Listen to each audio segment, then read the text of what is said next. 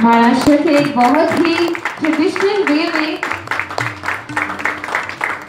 हम हमारे package drinking water के महाराजा को, हमारे किंग को हम संवारना चाहते हैं यहाँ पे। तो जरा तालियों की गूंज और भी बढ़ जानी चाहिए यहाँ पे। Come on everybody.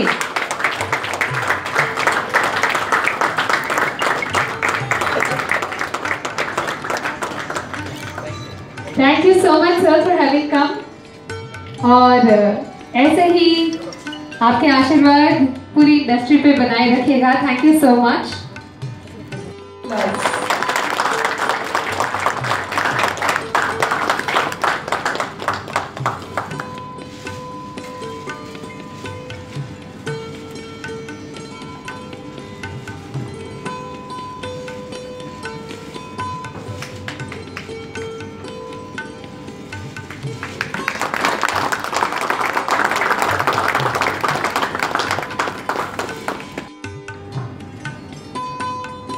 And to give away a heartfelt memento to Shri Ramesh Jayantilal Ji Chauhan for having come here. आपके प्रेजेंस से यहाँ पे सर आज का ये दिन बहुत ही खास हो गया है। आपका बहुत बहुत धन्यवाद और एक जोरदार तालियां हो जाए।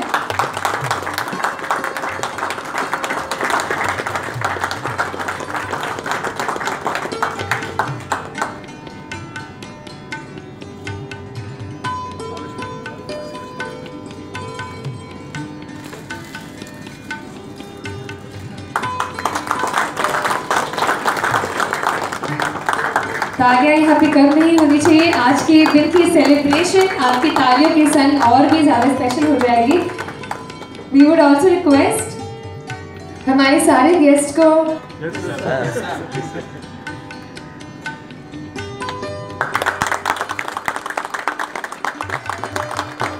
कहते हैं कि मीठे मुंह से पूरा का पूरा दिन मीठा रहता है, पूरा का पूरा साल मीठा रहता है। तो इसी के साथ हम सभी का साल bottled water and package drinking water का ये इंडस्ट्री का पूरा साल ही बहुत मीठा और बहुत ही शुभ रहेगा। A very very hearty congratulations to everybody and a very very happy birthday sir.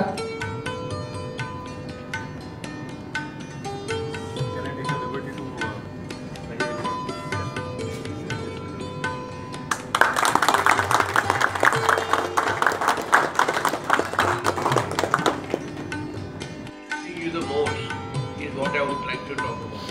From what I could gather from the last time, that you were all saying. अति प्रिय वाटर के श्री रमेश जयंतीलाल जी चौहान साहब का हमने बर्थडे सेलिब्रेट किया। उनके नाम से हमने वाटर डे मनाया। उस सुंदर अवसर में सम्मिलित हुए पीके जैन साहब, उमेश बालपांडे जी, सोन टक्के जी, फिफ्मा एसोसिएशन से आए सभी अतिथिगण को सवारिए मोमेंटो से धन्यवाद करें और आपकी तालियों की गूंज ऑडियंस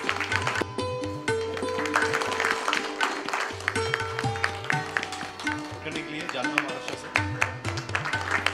प्रसन्ना फ्रॉम सिडेल।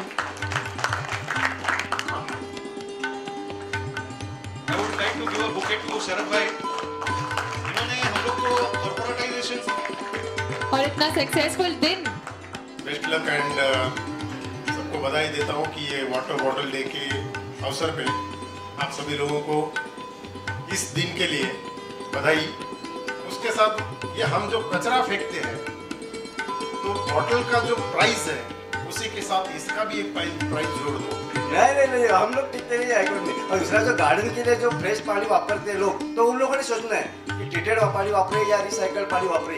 तो हम लोग तो इन कनेक्शन पानी प्योर वाटर दे रहे हैं। पानी के अंदर हमारा लीकेज का रेशियो काफी कम है। यहाँ पे एक छोटा सा प्रेजेंटेशन देना चाहेंगे। Good morning everybody. And I want to eliminate the concept that Sidel is costly. Square feet में आपका रूप पे जितना भी पानी होता है, मोस्ट ऑफ द प्लेसेस मैंने जहाँ तक देखा है सारी जगह स्ट्रॉन्ग वाटर ड्रेन होते हैं, छत से होते हैं। अगर स्लांटेड रूप है तो उसमें भी आजकल पीवीसी के गटर लगा दिए गए, पानी नीचे तक उतार दिया जाता है। उस उतरे हुए पानी को कुएं में या बोरवेल में कनेक्ट करना है।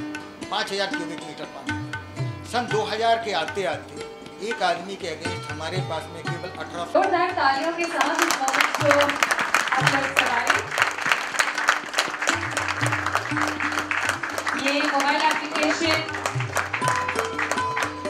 सर मुंबई से दिल्ली नागपुर गए, नागपुर जाके साहब ने मीटिंग किया, मीटिंग करके उसको सिंप्लीफाइड किया और आज जो हमारे सामने CGWA के जो ऑफिसर्स लोग बैठे हैं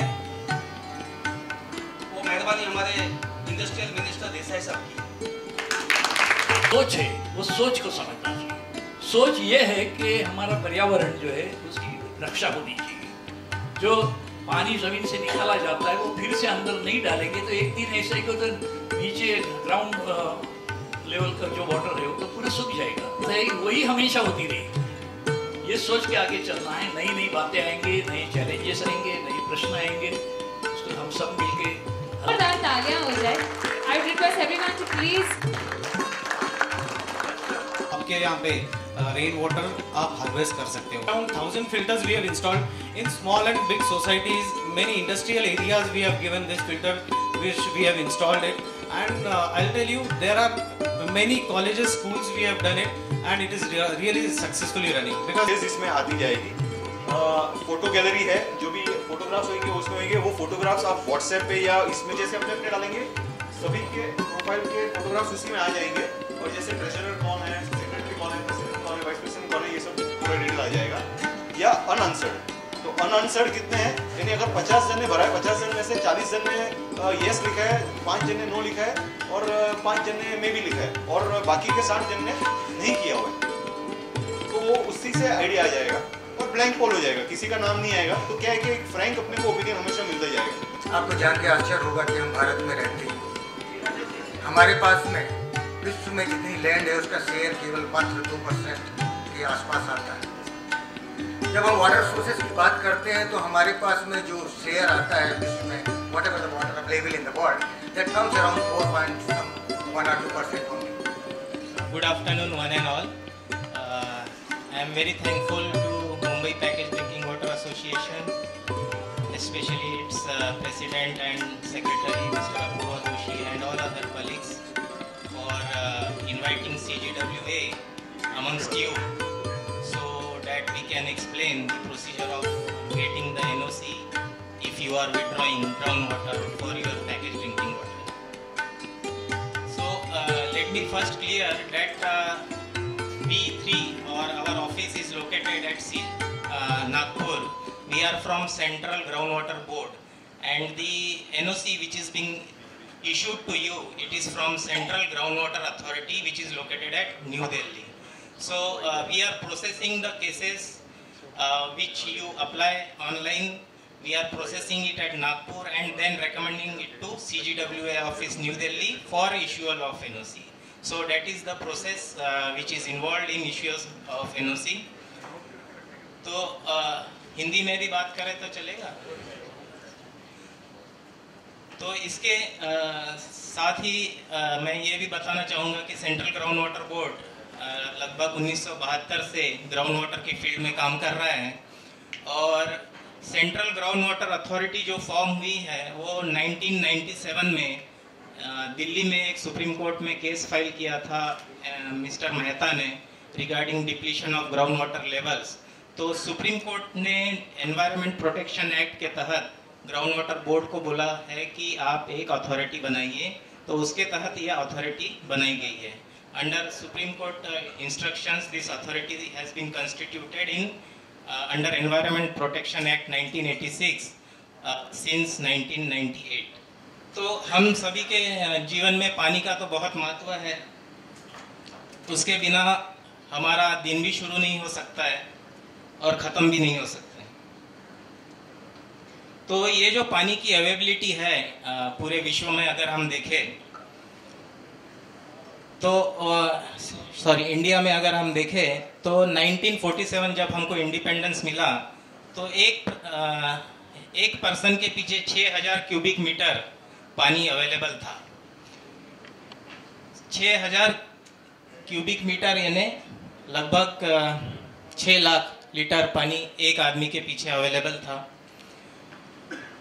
और 2001 आते आते 1820 क्यूबिक मीटर वो हो गया, क्योंकि हमारी पॉपुलेशन तो बढ़ती गई पर पानी जो गिरने का प्रमाण है वो भी दिन ब दिन कम होते जा रहा है और हमारी पॉपुलेशन जो है वो दिन ब दिन बढ़ रही है। इसके कारण जो पर कैपिटा अवेबिलिटी है, यानी हर इंसान के पीछे जो पानी की उपलब्धता है वो दिन ब दिन घटते गई और इसी तरह से अगर चलते रहा तो 2047 तक 1000 मीटर क्यूब से कम पानी प्रति पर पर्सन को available means per capita availability हो जाएगी, जो कि वाटर स्ट्रेस कंडीशन कहलाती है। तो अगर इसी तरह से हमारा पानी का विड्रॉवल चलता रहा और बारिश का जो पानी है वो तो कांस्टेंट है, वो दिन ब दिन कम होते जा रहा है रिचार्ज होना उसका, तो इसके कारण भी हम वाटर स्ट्रेस कंडीशन में आ सकते हैं। अब ये पानी की जो उपयोग है या उसका यूज़ है वो मेनली कौन कौन से सेक्टर्स में होता है, तो सबसे ज़्यादा पानी का यूज़ है वो एग्रीकल्चर सेक्टर में होता है, लगभग 70 से 90%। उसके बाद इंडस्ट्री सेक्टर आता है जिसमें लगभग 15 से 20% यूज़ पानी का होता है, और डोमेस्टिक पर्पज़ में यानी पीने के लिए घर के लिए जो यूज़ है वो सबसे कम यानी 5 से 10% के लगभग। तो सबसे ज़्यादा यूज़ तो जैसा कि पता है एग्रीकल्चर में होता है, but industry is second largest consumer of this water, specially ground water. तो इसको रेगुलेट करने के लिए जैसे कि मैंने बोला 1972 में CGWB का फॉर्मेशन हुआ था और एनवायरनमेंट प्रोटेक्शन एक्ट के तहत 1986 एक्ट के तहत ये सेंट्रल ग्राउंड वाटर अथॉरिटी का कॉन्स्टिट्यूशन हुआ है और ये this authority is governed bye environmental protection act 1986। CGWA यानी अथॉरिटी का जो मैंडेट है कि कोई एरिया में अगर ज़्यादा विड्रॉल हो रहा है, ज़्यादा पानी का उपसा हो रहा है, तो उस एरिया में उसको रेगुलेट करना, नोटिफाई करना। इंडिया में लगभग बहुत जगह ऐसे एरियाज भी है जिनको नोटिफाई किया गया है कि जहाँ पर आप बिना अथॉरिटी के परमिशन के सिवा वेल भी नहीं बना सकते हैं अदर देन डोमेस्टिक पर्पस। तो ऐसे महाराष्ट्र में कोई एरिया नोटिफाई अभी तक नहीं किया गया है और बाकी इंडिया में लगभग 163 एरिया ऐसे हैं जिनको अभी तक नोटिफाई किया गया है और उनमें डोमेस्टिक पर्पस के लिए भी अगर आपको बोरवेल लेना है या इरिगेशन पर्पस के लिए भी लेना है तो उसके लिए पहले परमिशन लेनी है, पर महाराष्ट्र में अभी तक नोटिफाई नहीं किया गया। जो अलग अलग सेक्शंस है एनवायरनमेंट प्रोटेक्शन एक्ट के, उसके अगेंस्ट उसमें भी CGWA के पावर दिए गए हैं कि जो कुछ लॉ के तहत स्टेप्स हैं वो आप ले सकते हैं इंडस्ट्रीज़ के अगेंस्ट में अगर वो ग्राउंड वाटर रेगुलेशन एक्ट नहीं फॉलो करते। जो गाइडलाइंस या क्राइटेरिया है सेंट्रल ग्राउंड वाटर अथॉरिटी के NOC के लिए, तो अभी पहले जो गाइडलाइंस थी 2009 तक, तो उसमें हमारे महाराष्ट्र में लगभग 355 तालुकाज हैं, तहसील्स हैं। उसमें से 325 तालुका जो है वो सेफ कैटेगरी में आते हैं और बाकी के जो 25 तालुकाज हैं, 25-26 तालुका, वो जो है उसमें 100% से ज़्यादा एक्सप्लॉइटेशन हो रहा है, तो वो तालुकाज आते हैं सेमी क्रिटिकल कैटेगरी में या तो क्रिटिकल कैटेगरी में या और एक्सप्लॉइटेड कैटेगरी में। तो जो सेफ तालुकाज थे उसमें 1000 मीटर क्यूब तक पानी निकालने के लिए कोई परमिशन नहीं लगती थी 2009 तक। फिर 2012 की गाइडलाइंस है जिसमें इस क्वांटिटी को कम करके 100 मीटर क्यूब किया गया। सेफ एरियाज में 100 मीटर क्यूब तक अगर आप पानी निकालते हैं तो CGWA की परमिशन लेने की ज़रूरत नहीं रहती थी। बट रिसेंटली जैसे कि अभी हमने डिस्कशन में भी सुना कि NGT कोर्ट्स के ऑर्डर आ गए, फिर विजिलेंटिज्म हो गया, बहुत ग्रो कर गया है, तो इसके कारण जब जजमेंट्स जब आने लगे अलग अलग कोर्ट के और डायरेक्शंस उसके हमको इम्प्लीमेंट करने के लिए बोला गया, तो जुलाई 2015 से ये सारे एग्जेम्पशंस हटा दिए गए हैं। मीन्स अगर आप अभी 2000 लीटर भी अगर पानी ग्राउंड वाटर से, बोरवेल से, डगवेल से ले रहे हैं तो उसके लिए भी आपको परमिशन लेनी है, भले ही वो 2000 लीटर आप डोमेस्टिक पर्पस के लिए भी यूज़ कर रहे हैं, बट इंडस्ट्रियल प्रेमाइसेस में है आपका कुआं या बोरवेल, तो आपको उस पानी निकालने के लिए परमिशन लेनी है। ये जो पब्लिक नोटिस पब्लिश हुई थी अप्रैल 2016 में, उसमें ये क्लियर किया गया कि सभी जो इंडस्ट्रीज़ हैं उनको NOC लेना CGWA की अनिवार्य है, कंपलसरी है। और इसकी लास्ट डेट तब जब दी गई थी तब 31 मार्च 2017 दी गई थी, फिर वो एक्सटेंड होकर 31 मई 2017 हो गई थी, और फिर से अभी उसको एक्सटेंड किया है 13 जुलाई 2017 तक। तो 13 जुलाई 2017 तक जो भी एग्जिस्टिंग इंडस्ट्रीज़ हैं उनको ये परमिशन लेना अनिवार्य है। उसके बाद क्या सिचुएशन रहेगी वो हम आज की डेट में नहीं बता सकते, बट जो प्रपोज्ड इंडस्ट्री है वो कभी भी मीन्स परमिशन ले सकती है, बट जो एग्जिस्टिंग है उनके लिए ये डेडलाइन है। अगर आपकी इंडस्ट्री प्रपोज है तो उसमें कोई डेडलाइन नहीं है। ये अभी रिसेंटली जो पब्लिक नोटिस आया है एक्सटेंशन का 13 जुलाई तक। इसके बाद पहले तो ऑफलाइन सबमिशन होता था, हार्ड कॉपीज हम लेते थे आपसे, पर 1 अप्रैल 2015 से गवर्नमेंट ऑफ इंडिया ने एक नो कैप सिस्टम डिवाइस किया है, जिसमें ऑनलाइन एप्लीकेशन आपको अप्लाई करना है। हार्ड कॉपी आपको फिर बाद में सबमिट करनी है ऑफिस में, but to make the process easier and more user friendly 1 April 2015 से ये ऑनलाइन एप्लीकेशन का गवर्नमेंट ऑफ इंडिया ने प्लेटफॉर्म चालू किया है, जिसमें आप CGWA-NOC.in इस वेबसाइट पे जाकर अपना ऑनलाइन एप्लीकेशन फॉर्म भर सकते हैं। तो NOC इश्यूएंस का जो मोटा सा वर्क फ्लो है वो यहाँ पर मैं बताना चाहूँगा आपको। पहले तो आपको ऑनलाइन अप्लाई करना है, उसमें भी 3 कैटेगरी है, इंडस्ट्रियल, इंफ्रास्ट्रक्चर और माइनिंग। तो आप सारे लोग इंडस्ट्री से ही जुड़े हैं तो आप इंडस्ट्री में आएंगे, और उसके बाद अप्लाई करने के बाद आपको विदिन 7 to 10 डेज नागपुर में, हमारे नागपुर ऑफिस में उसका हार्ड कॉपी सबमिट करना है along with 1000 rupees DD, that is in favour of PAO CGWB Faridabad. तो ये सारी डिटेल्स वेबसाइट पे भी अवेलेबल है। I am just refreshing means giving you more information. तो एक बार आपने अप्लाई कर लिया, उसके बाद हमारे पास आपकी हार्ड कॉपी आ गई, तो हमारे नागपुर ऑफिस में उसका स्क्रूटिनी और इवैल्यूएशन होता है। अगर उसमें ज़्यादा डॉक्यूमेंट्स मिसिंग नहीं है तो उसको हम दिल्ली में रेकमेंड करते हैं NOC के लिए विथ आवर रिकमेंडेशंस। इवैल्यूएशन के बाद हम दिल्ली रेकमेंड करते हैं, और दिल्ली में भी उसका फिर एक बार इवैल्यूएशन होता है अथॉरिटी में। अथॉरिटी में इवैल्यूएशन होने के बाद if everything is found correct then the NOC is issued from the central ground water authority New Delhi. ये NOC के साथ कौन कौन से डॉक्यूमेंट्स अटैच करने हैं उसकी लिस्ट है। तो इसमें इंडस्ट्री, इंफ्रास्ट्रक्चर, माइनिंग दिया हुआ है, बट हम इंडस्ट्री पे ही फोकस करेंगे। इंडस्ट्री में जो मेन जो आपको डॉक्यूमेंट चाहिए वो है रेफरल लेटर।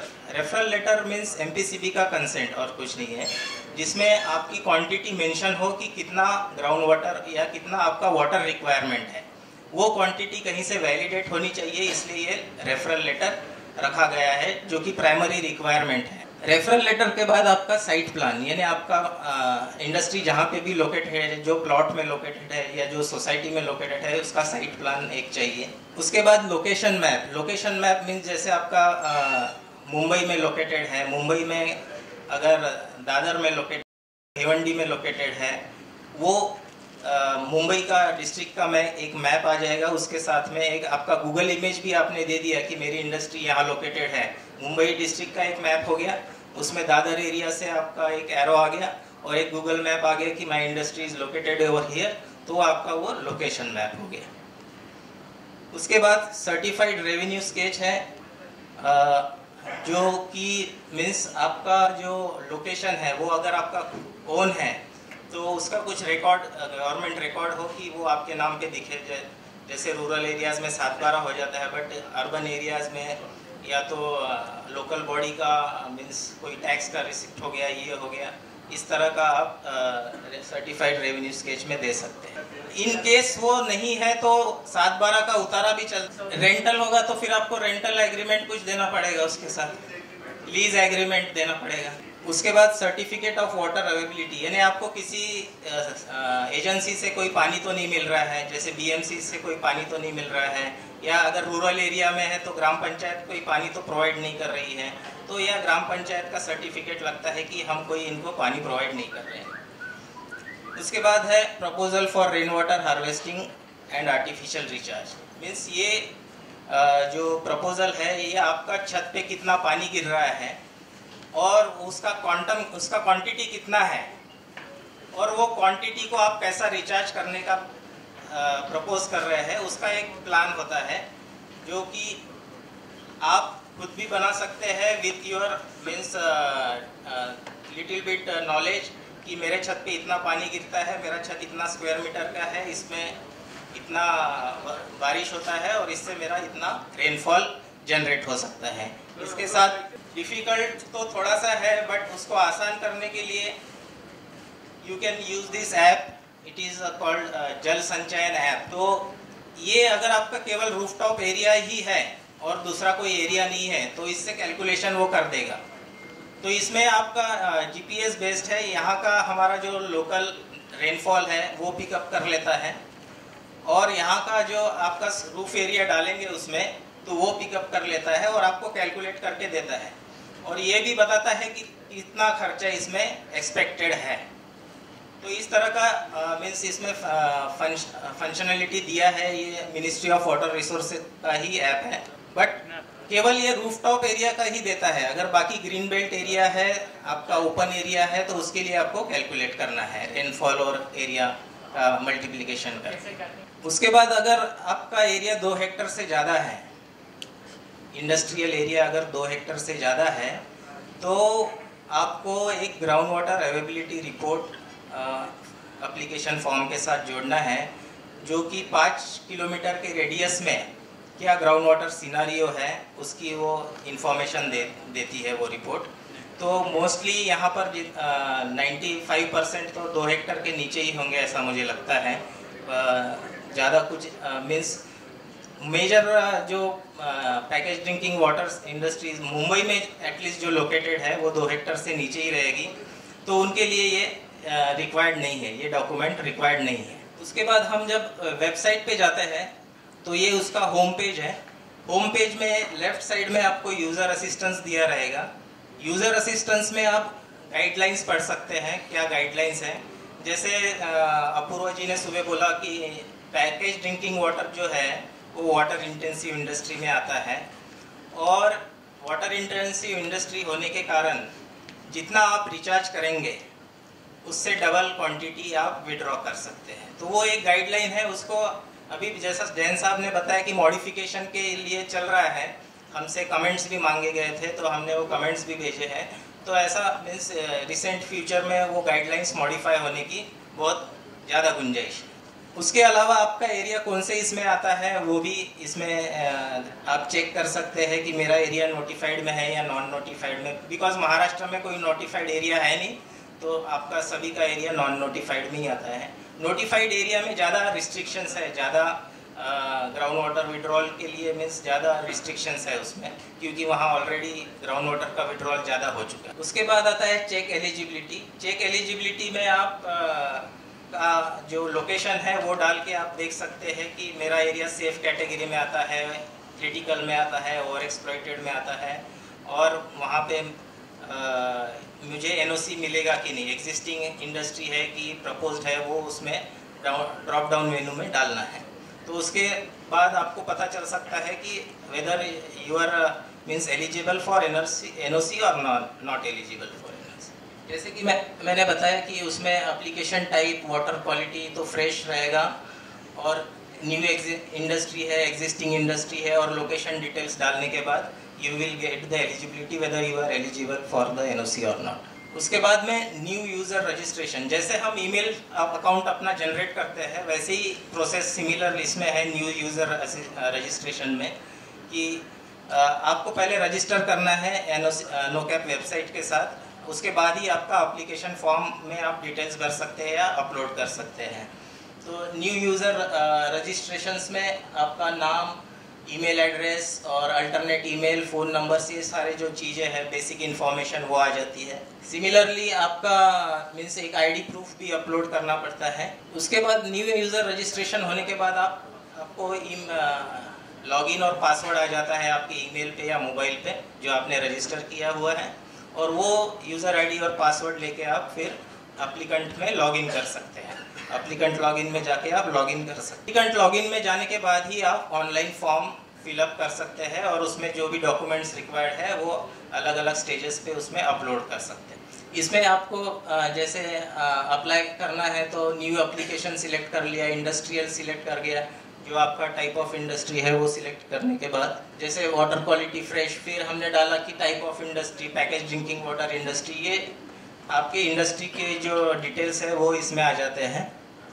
लोकेशन डिटेल्स जो है वो आ जाते हैं। उसी लोकेशन डिटेल्स ही कंटिन्यू करते नेक्स्ट विंडो में भी कंटिन्यू होता है लोकेशन डिटेल्स, और इसमें आपका एड्रेस वगैरह आ जाता है, नेम ऑफ द इंडस्ट्री आ जाता है, ठीक है। और हर पेज पे सेव एज ड्राफ्ट का ऑप्शन होता है, तो वो आप ऑप्शन यूज़ करते जाइए।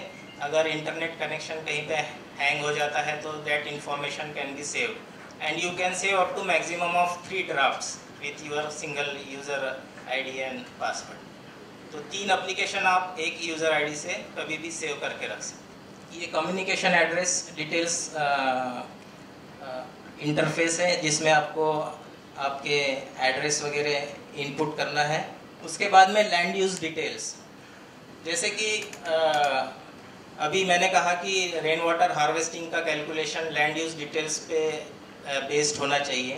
तो यहाँ पे आप जो फिगर्स डालेंगे लैंड यूज़ में, वही आप figures rain water harvesting calculation में यूज़ कीजिए। जो फिगर्स यहाँ पे डाल रहे हैं वही रेन वाटर हार्वेस्टिंग कैलकुलेशंस में यूज़ करना है, क्योंकि अगर दोनों में डिसिमिलरिटी आ जाती है तो फिर वो ऑब्जेक्शन हो जाता है कि अगर दोनों इसमें सेम डिटेल्स होनी चाहिए। रेन वाटर हार्वेस्टिंग और land use details should not mismatch. उसी तरह अगर आपको सरफेस वाटर या किसी म्युनिसिपल कॉरपोरेशन से पानी की आपूर्ति हो रही है, पानी मिल रहा है, तो उसके डिटेल्स भी यहाँ पे डालना है। फिर आता है रेनफॉल, आपके एरिया में रेनफॉल कितना है वो भी आप गूगल से भी डाउनलोड कर सकते हैं, या www.mahaagri करके वेबसाइट है, उससे भी आपको मुंबई में कितना रेनफॉल होता है, एवरेज एनुअल रेनफॉल कितना है, वो आपको वहाँ से पता चल सकता है, जो कि यहाँ पे इनपुट करना है। बाद में आपका वाटर रिक्वायरमेंट डिटेल्स कितना है, इसमें भी 2 कॉलम दिए हैं, एग्जिस्टिंग और प्रपोज्ड। अगर आपकी इंडस्ट्री एग्जिस्टिंग है और आपने पहले एग्जिस्टिंग इंडस्ट्री में क्लिक किया है तो एग्जिस्टिंग में ही आपको डिटेल्स डालने हैं, या तो अगर प्रपोज्ड में क्लिक किया है और तो प्रपोज्ड, आपकी इंडस्ट्री अगर प्रपोज्ड है तो प्रपोज्ड में ही डालना है। जो भी आपका वाटर रिक्वायरमेंट है, जैसे यहाँ पर दिया गया है ग्राउंड वाटर रिक्वायरमेंट 50 है, बट सरफेस वाटर सप्लाई भी हो रहा है वो 50 है, तो टोटल रिक्वायरमेंट मेरा 100 है, बट मेरा ग्राउंड वाटर रिक्वायरमेंट जो है वो ओनली 50 है। तो एनओसी जो आएगी आपको 100 के लिए नहीं आएगी, 50 के लिए आएगी, जो आप ग्राउंड वाटर निकाल रहे हैं। आपका ग्राउंड वाटर रिक्वायरमेंट ज़्यादा हो सकता है, बट आप उसके लिए 2-3 सोर्सेज से पानी ले सकते हैं, और अगर उसमें 2-3 सोर्सेज से पानी ले रहे हैं तो ग्राउंड वाटर से जितना आप पानी ले रहे हैं उसके लिए ही आपको एनओसी मिले। उसके बाद ब्रेकअप ऑफ वाटर रिक्वायरमेंट, अभी मेरा रिक्वायरमेंट तो तय हो गया कि 100 मीटर क्यूब मेरा वाटर रिक्वायरमेंट है, फिर उसका ब्रेकअप किस हेड में है, इंडस्ट्रियल एक्टिविटी के लिए है, डोमेस्टिक के लिए है, ग्रीन बेल्ट के लिए है, ये तीनों में से कोई नहीं है तो अदर यूजेस में है आप डाल सकते हैं। तो ये 4 ऑप्शन यहाँ दिए गए हैं जिसमें आप अपना ग्राउंड वाटर यूज डिटेल्स डाल सकते हैं। उसके बाद आता है रिसाइकल वाटर यूजेस, क्योंकि आपकी इंडस्ट्री में तो रिसाइकल वाटर का भी यूज़ होता है 10-20%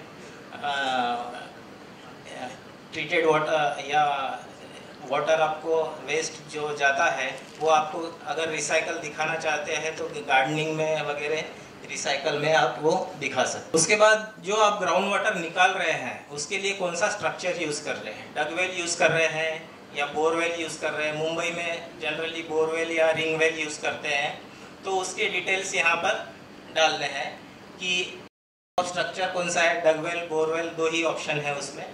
उसके बाद ईयर ऑफ कंस्ट्रक्शन क्या है, उसका डेप्थ कितना है, 10 मीटर है, 15 मीटर है, डायामीटर कितना है, वो mm में डालना है। सबके यूनिट्स दिए हुए हैं। वो बोरवेल में वाटर लेवल कितना है, इस चीज़ का भी डिटेल देना है।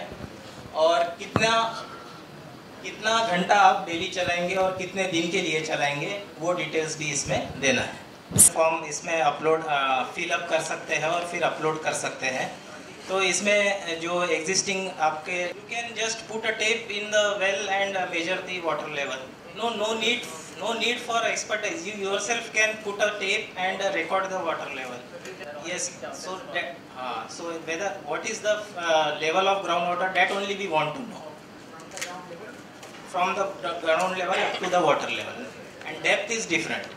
So whatever जो भी आप स्ट्रक्चर्स का इनपुट देते हैं, अगर आपके यहाँ 1 बोरवेल है, 2 बोरवेल है, 3 बोरवेल है या 5 बोरवेल है, n number of structures you can enter in this application form, और वो वहाँ पे एक कंसोलिडेटेड फॉर्म में फिर डिस्प्ले हो जाता है जो भी आपने डिटेल्स उसमें एंटर किए हैं। उसके बाद अगर प्रपोज्ड है इंडस्ट्री, तो प्रपोज्ड इंडस्ट्री के लिए भी सेम थिंग आपको एंटर करना है।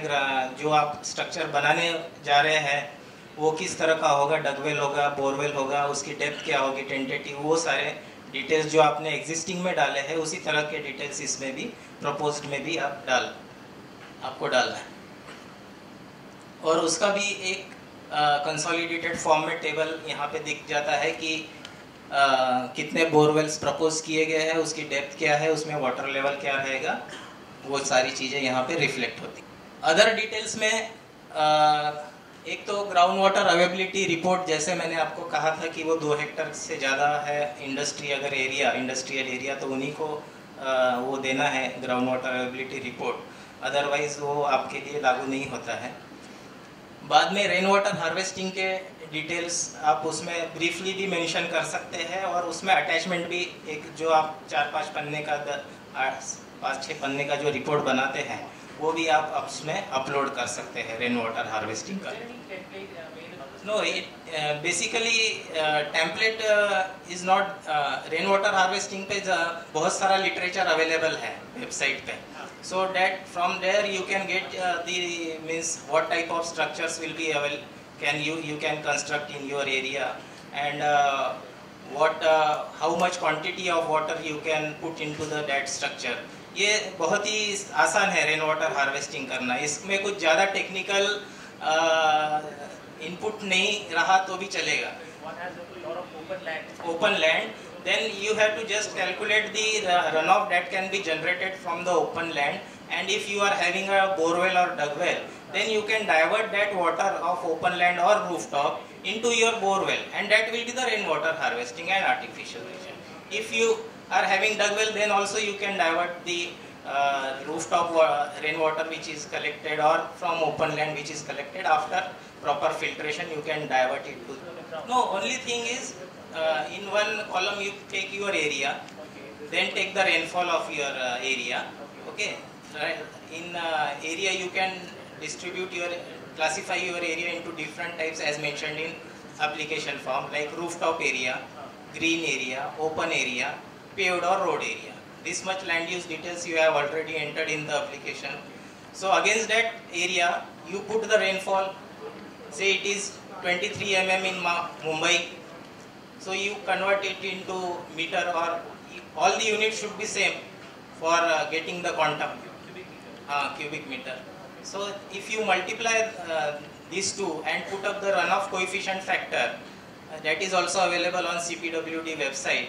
So for different areas, what is the runoff coefficient factor? If you multiply these three, you will get the runoff which can be harvested for that particular type of area, and then you get the total. For rooftop this much X quantity, for open area Y quantity, for green belt area Z quantity, my total is X plus Y plus Z, and then you can harvest that water through your dugwell or borewell.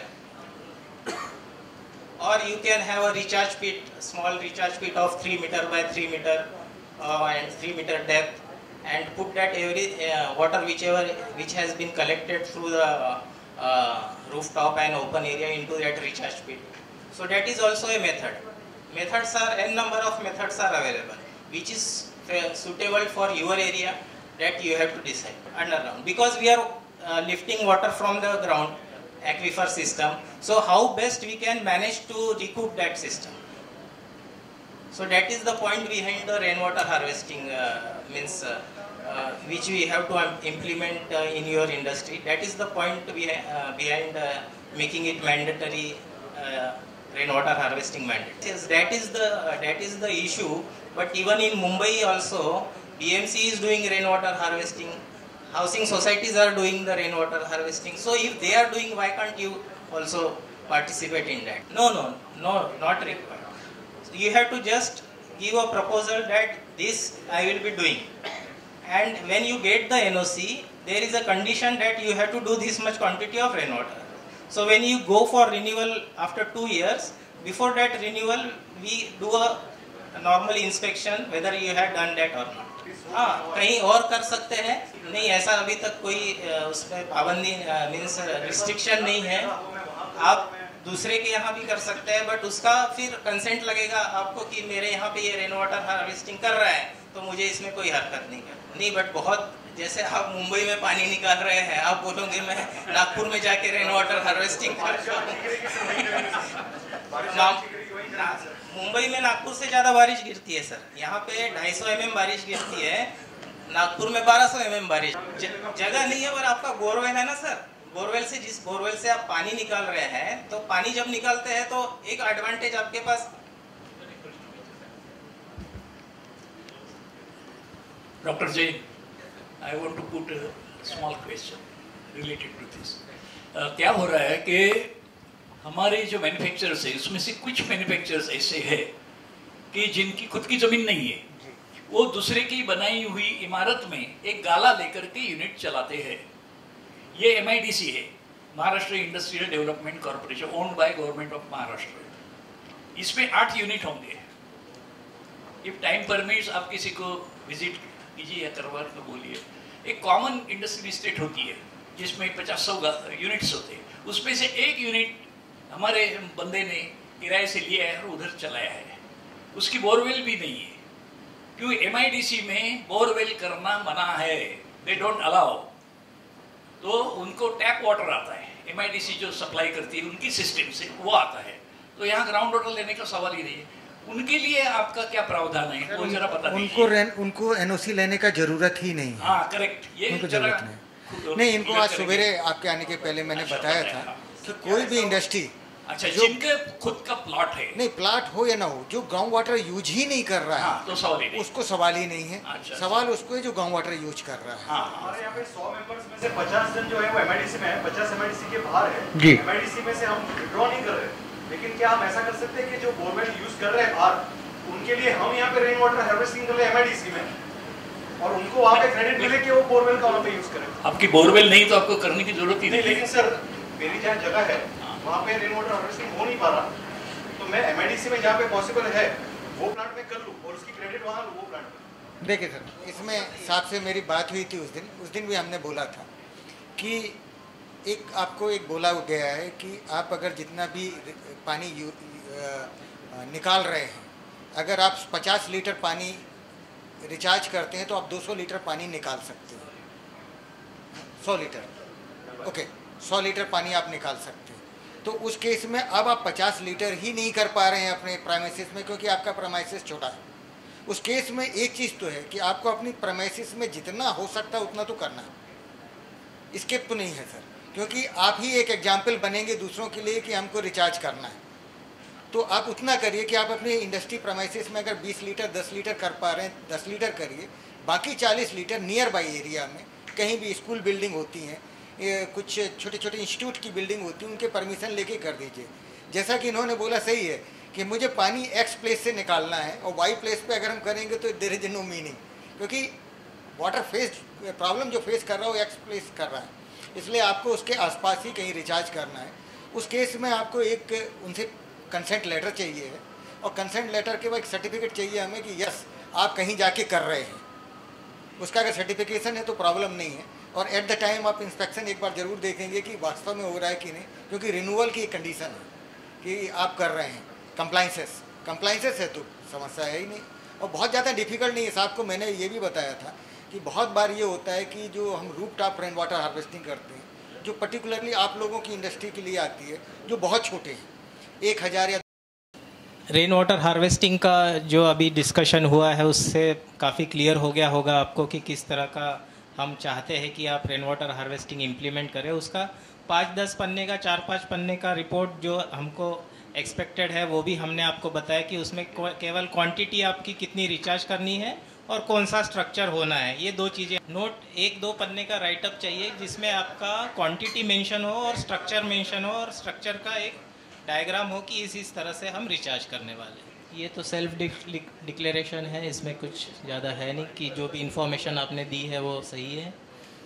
बाद में attachments में आप जो हमने documents पहले बोले थे, site plan, certified revenue sketch, non availability of surface water, ये सारे आप यहाँ पे अटैच कर सकते हैं। रेन वाटर हार्वेस्टिंग प्लान भी यहाँ पे अटैच कर सकते हैं। और उसके बाद ये फाइनल सबमिट का बटन दबा के ये आपको दिख जाएगा कि आपका इन कंसाइज वे में आपने क्या क्या अप्लाई किया है एप्लीकेशन में, वो यहाँ पर फाइनल सबमिट के वक्त दिख जाएगा कि आपका ग्राउंड वाटर क्वांटिटी कितना है, आपका इंडस्ट्री का नाम, ये सारी चीज़ें यहाँ आ जाएगी और इसके बाद सबमिट आपका एप्लीकेशन फॉर्म हो जाता है। जो क्राइटेरिया है रिचार्ज के लिए, जैसे मुंबई, अभी हम मुंबई की बात करें तो ये तो सेफ एरिया में आता है तो इसमें कोई मीन्स प्रॉब्लम नहीं है। बट जो सेमी क्रिटिकल या क्रिटिकल या ओवर एक्सप्लॉइटेड में आते हैं उनके लिए कुछ सर्टन गाइडलाइंस रखी हुई है कि अगर वो जितना विड्रॉल कर जो रिचार्ज करते हैं उसका 200% उनको रिचार्ज करना है। यानी अगर मैं 100 मीटर क्यूब निकाल रहा हूँ तो मुझे 200 मीटर क्यूब रिचार्ज करना है। ये सेमी क्रिटिकल में है। और क्रिटिकल में जो मेरा रिचार्ज क्वांटिटी है उतना ही मैं विड्रॉ कर सकता हूँ। अगर 100 लीटर में रिचार्ज कर रहा हूँ तो 100 ही मीटर क्यूब निकाल सकता हूँ। और ओवर एक्सप्लॉइटेड में जिसमें स्टेज ऑफ ग्राउंड वाटर बहुत ज़्यादा होता है, 100% से ज़्यादा हो जाता है, उसमें केवल 50% ही विड्रॉल अलाउड है। और ये जो है आप package water, drinking water industries या जो भी वाटर इंटेंसिव इंडस्ट्रीज़ होती है उनके लिए है। सेफ में 200% रिचार्ज करना तक अलाउड है, सेमी क्रिटिकल में 100% अलाउड है और क्रिटिकल में 50%। और ओवर एक्सप्लॉइटेड में आज की गाइडलाइंस के हिसाब से एग्जिस्टिंग इंडस्ट्री को परमिशन नहीं दे रहे हैं। ओवर एक्सप्लॉइटेड ब्लॉक्स महाराष्ट्र में केवल 10 हैं, जो कि वेस्टर्न महाराष्ट्र और शुगर बेल्ट में और कुछ ऑरेंज बेल्ट में वरुड मोर्शी 2 तालुका है और इधर नगर नेवासा ऐसे 7-8 तालुका है। तो ओवर एक्सप्लॉइटेड में अगर एग्जिस्टिंग इंडस्ट्री होगी तो उसको परमिशन अभी अलाउड नहीं है। ये जो एनओसी इशू होती है वो दिल्ली से होती है और उसमें जो आपने प्रपोज किया है कि कितना ग्राउंड वाटर निकालेंगे, वो एक कंडीशन होती है कि आप इतना ही ग्राउंड वाटर निकालेंगे, इतने नंबर ऑफ स्ट्रक्चर से आपने बोला है, इतने नंबर ऑफ स्ट्रक्चर ही रहेंगे और जो रिचार्ज करेंगे उसका भी इसमें मेंशन होता है। Thank you sir. हाँ, thank you so much Shinde sir.